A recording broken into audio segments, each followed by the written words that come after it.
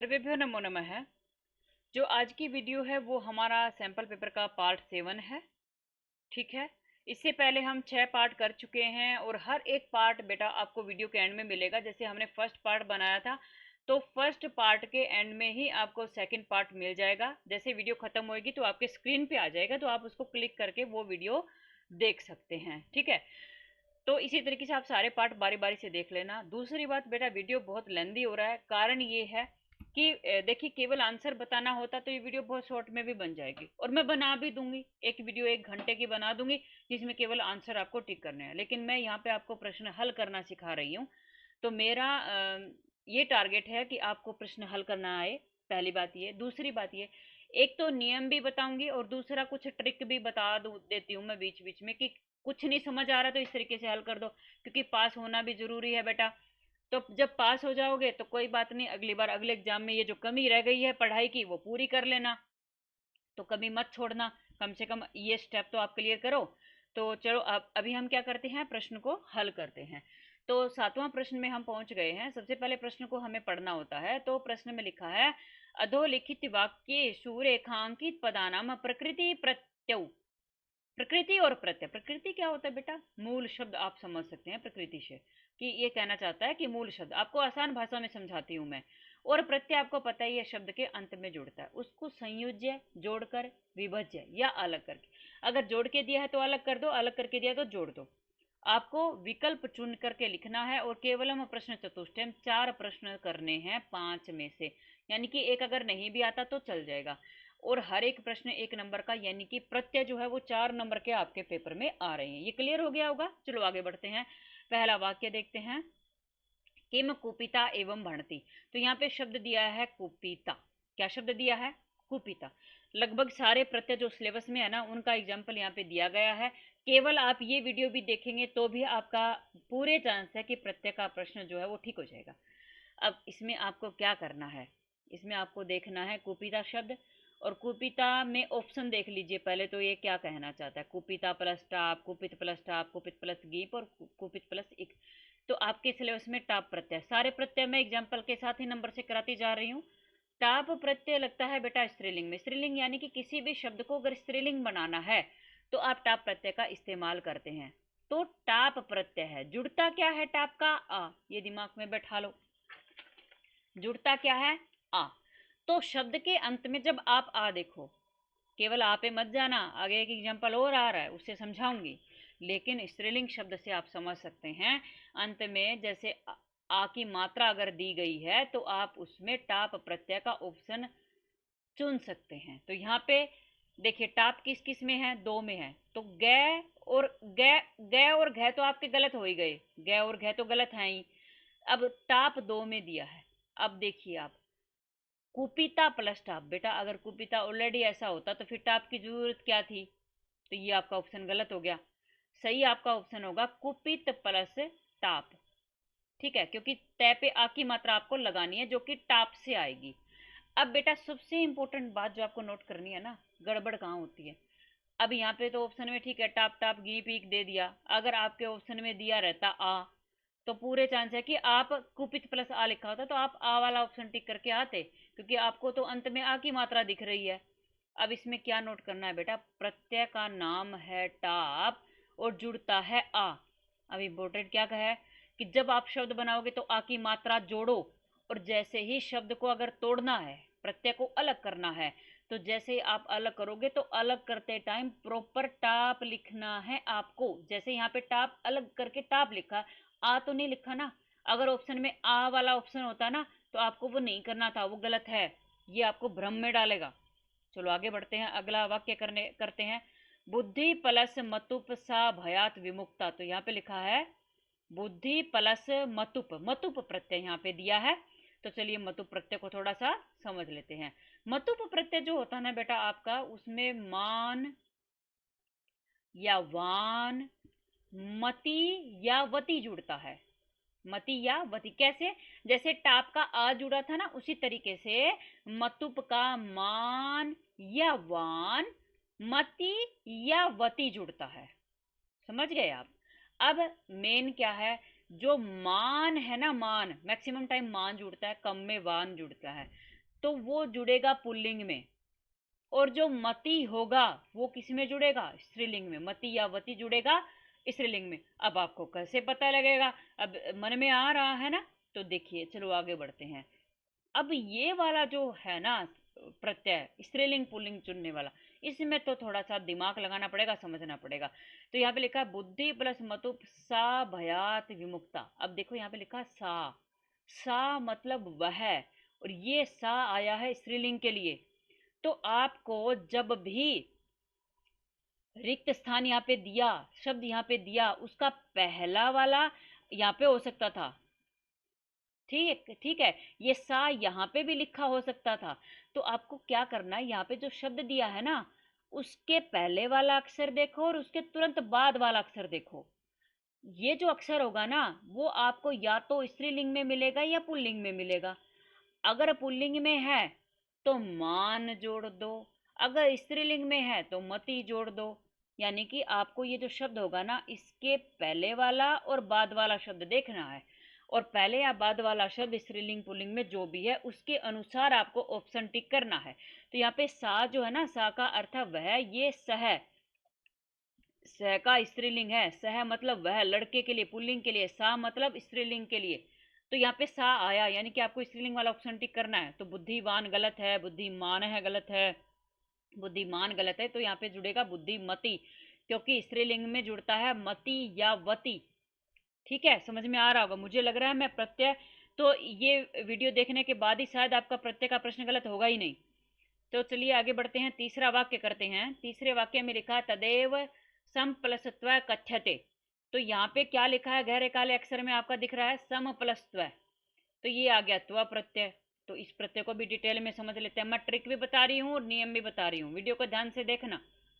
तो अब इसमें हम कर लेते हैं क्या, कि आपको यहाँ पे दिया है त्व प्रत्यय। जब भी त्व प्रत्यय दिखे, त्व प्रत्यय जब भी आपको दिखे, तो आपको क्या जोड़ना है, त्वम जोड़ना है। क्या जोड़ना है, त्वम। सेम जैसे आपने टाप का जोड़ा क्या था, आ, और तोड़ा जब क्या लिखा, टाप, सेम यहाँ करना है। तो वह जब भी लिखे दिखे आपको तुम जोड़ना है। क्या जोड़ना है, तुम। समझ में आ रहा है आपको।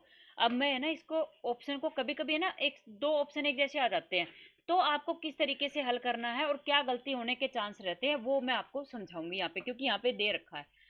तो देखिए पहला ऑप्शन है समत्वम, क्योंकि सम यू का यू जुड़ेगा और त्व का जोड़ दो त्वम, ये हो गया। तो समत्वम दिया, ये सही ऑप्शन है, मैं इसको टिक कर देती हूँ पहले, क्योंकि पहला ही सही आ गया। समत्व है गलत हो गया, क्योंकि आपको त्वम जोड़ना है त्व का। ठीक है। अब समता, ये भी गलत है, क्योंकि या तो ये टाप का आना चाहिए या फिर तल का आगे आएगा, मैं बता देती हूँ। समत्वम ये भी गलत है। अब आप कहेंगे कि कै और घ में से कै कैसे सही हो गया। ये दिमाग लगाना है बेटा, आप कोई सा भी एक टिक करो तो सोच लेना पहले कैसे हुआ। अब देखो यहाँ पे लिखा है सम और फिर लिखा है त्व। अब त्व का आपको क्या जोड़ना है, तुम जोड़ना है ना। तो सीधा सीधा जोड़ो, सम यूं का यूं और तुम जोड़ दिया। अब यहाँ पे क्या अंतर है बेटा, ये देखिए यहाँ पे डबल तय लिखा हुआ है, डबल तय इस तरीके से। तो डबल तय कहाँ से आ गया भाई, यहाँ पे तो केवल एक ही तय था, तो इसमें डबल कैसे हो गया, जोड़ना तो एक ही था ना। तो ये बात आपको दिमाग में रखनी है, ध्यान में रखनी है, कि डबल तय वाला जो ऑप्शन हो ना उसको सही मत करके आना पेपर में। समझ में आ गया होगा मुझे लगता है। चलो आगे बढ़ते हैं। जनाः प्रातः दिन प्लस ठक समाचार पत्रम पठंती, यहाँ पे दिया है ठक। ठीक है, ठक दिया है। अब इस प्रत्यय को ध्यान से समझ लेते हैं। जो ठक प्रत्यय होगा ना उसका जुड़ता है इक। क्या जुड़ता है, इक। ठीक है। अब क्या करना है बेटा, ध्यान से देखिएगा, वही सेम टाप का आ जोड़ा अलग किया तो ठक आ टाप, सेम यहाँ जोड़ेंगे तो इक, और अलग करेंगे ना, इक को जब अलग करेंगे तो वहां पे ठक लिखे आना, ठक वाले ऑप्शन को टिक करके आना। यहाँ पे किक तो केवल जोड़ने वाला ऑप्शन दिया है, लेकिन जरूरी नहीं है ना जोड़ने वाला आए, वहां पे हो सकता है आपको जोड़ करके दे दे इक। तो शब्द के अंत में अगर आपको इक मिले तो उसमें से अलग करके लिखना ठक, प्लस ठक, मूल शब्द के बाद प्लस ठक।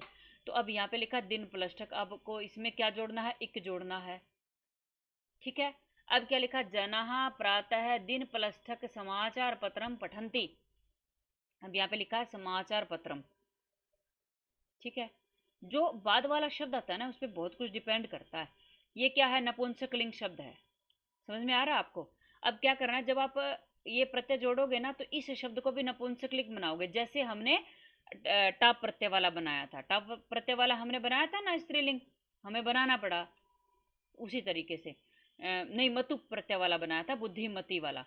बाद वाला शब्द देखा था हमने, वहां पे सा लिखा हुआ था। अब यहाँ पे समाचार पत्र को देखो। अब दिन प्लस ठक जोड़ो, ठक का क्या जोड़ना है, इक।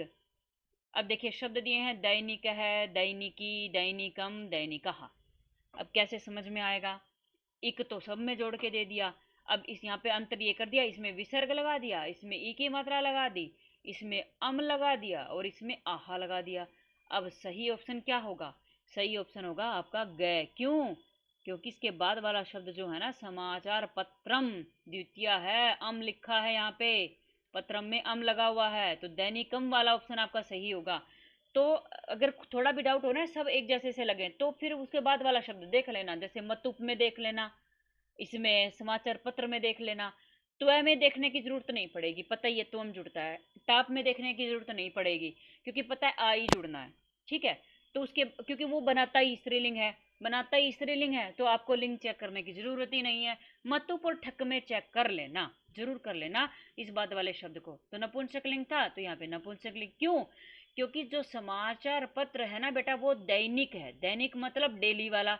तो समाचार पत्र की विशेषता है, विशेषण है दैनिक होना, डेली का होना।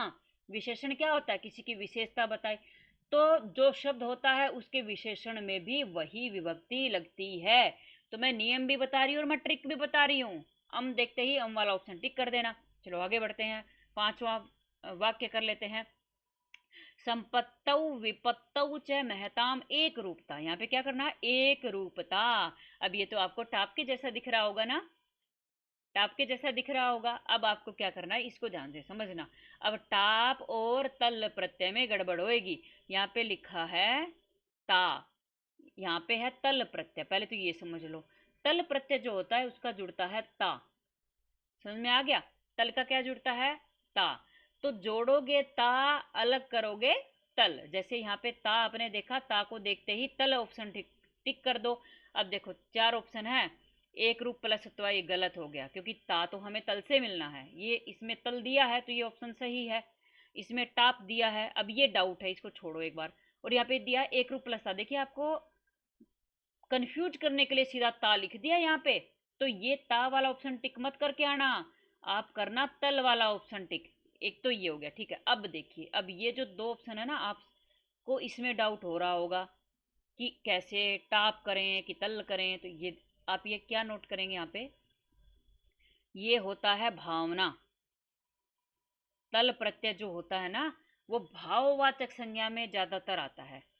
तो यहाँ पे एक रूपता यानी कि एक रूप होना, भाव क्या है? एक रूप होने का।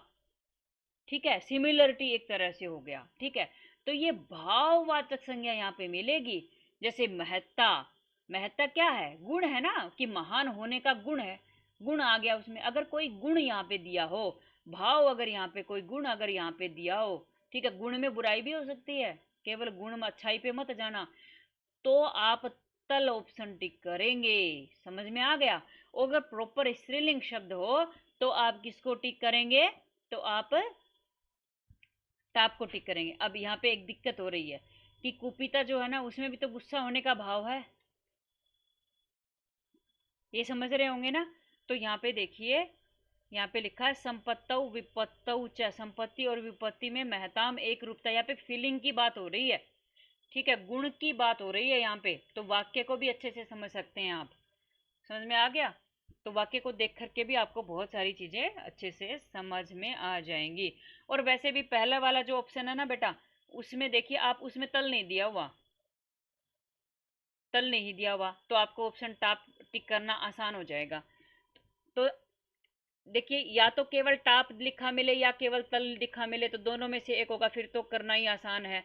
और अगर नहीं दिया हो, दोनों दे दें, तो फिर आप वाक्य से समझना, वाक्य में किसके बारे में बात हो रही है। स्त्रीलिंग की बात हो रही है तो टाप करो, और फीलिंग की बात हो रही है तो तल करो। और फीलिंग की बात केवल एक शब्द में नहीं होगी, जैसे संपत्तौ विपत्तौ, सारी की सारी ही फीलिंग में एक तरीके से आ गई हैं। तो इस तरीके से आपका ये प्रश्न हमने हल कर लिया प्रत्यय वाला। अगर आपको ये वीडियो पसंद आए तो प्लीज़ चैनल को लाइक शेयर और सब्सक्राइब जरूर करके जाना। धन्यवाद।